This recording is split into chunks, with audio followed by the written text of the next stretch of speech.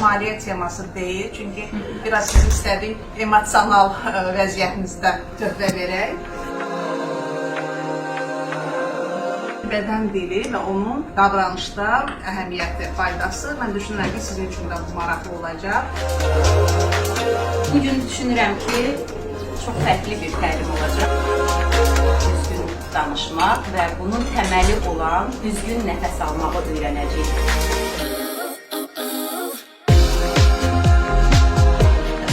İndi mən nəfəs alıram, dərindən nəfəs alıram. Yoxdur ciyərdən. Çünki sinədən nəfəs alırım.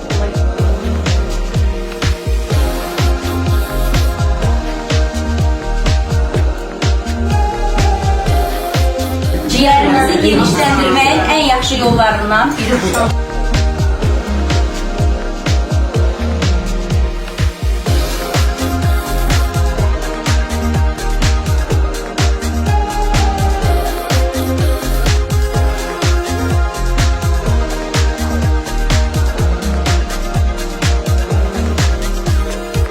Amma ləkəni qalxıb düşməklə eşmirəm eynidir. Siz gələ bilərsiniz bura, amma nə qədər kobuddur.